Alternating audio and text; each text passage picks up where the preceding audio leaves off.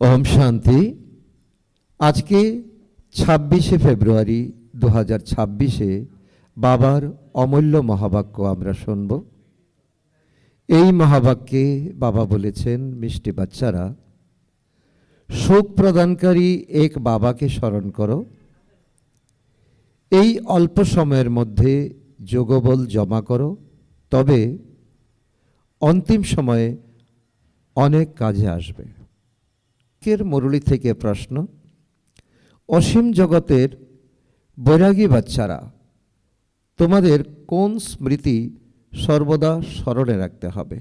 বাবা বাচ্চাদের অ্যাড্রেস করে বলছেন যে তোমরাই অসীম জগতের বৈরাগী বাচ্চা, তোমাদের এখন কোন স্মৃতি সর্বদা স্মরণে রাখতে হবে? উত্তর, এটা হলো আমাদের নোংরা ছিছি শরীর। একে ছেড়ে পুনরায় বাড়ি যেতে হবে, এই স্মৃতি যেন সর্বদা থাকে। বাবা আর অবিনাশী উত্তরাধিকার যেন সর্বদা স্মরণে থাকে। দ্বিতীয় আর কিছুই যেন স্মরণে না আসে। এটাই হলো অসীম জগতের বৈরাগ্য। কর্ম করতে করতে স্মরণে থাকার এই পুরুষার্থ করতে হবে, যাতে পাপের বোঝা মাথা থেকে নেমে যায়, আত্মা তমপ্রধান থেকে শতপ্রধান হয়ে যায়। মিষ্টি মিষ্টি হারানিধি বাচ্চাদের প্রতি মাতা পিতা বাপদাদার স্মরণের স্নেহ সুমন আর সুপ্রভাত। আত্মাদের পিতা তার আত্মারূপী বাচ্চাদের জানাচ্ছেন নমস্কার। আমরা আত্মারূপী সন্তানরা আমাদের মাতা পিতা বাপদাদাকে জানাই স্মরণের স্নেহ সুমন, সুপ্রভাত ও নমস্কার।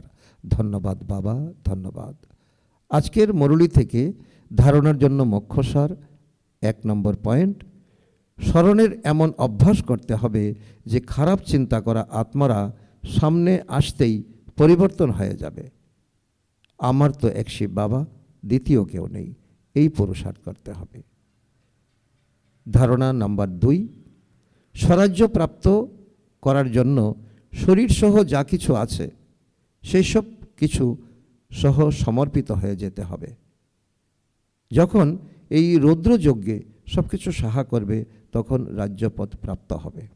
আজকের বরদান, সহ্য শক্তির বিশেষত্বের দ্বারা অন্যদের সংস্কারগুলিকে পরিবর্তনকারী দৃঢ় সংকল্পধারী ভব। সহ্য শক্তির বিশেষত্বের দ্বারা অন্যদের সংস্কারগুলিকে পরিবর্তনকারী দৃঢ় সংকল্পধারী ভব। যেরকম ব্রহ্মা বাবা জ্ঞানী আর অজ্ঞানী আত্মাদের দ্বারা ইনসাল্ট সহ্য করে তাকে পরিবর্তন করেছিলেন, এইরকম ফলো ফাদার করো। এর জন্য নিজের সংকল্পে কেবল দৃঢ়তা ধারণ করো। এটা চিন্তা করো না যে কতখানি হবে, কেবল প্রথমে এটুক মনে হবে যে কিভাবে হবে, কতখানি সহ্য করব।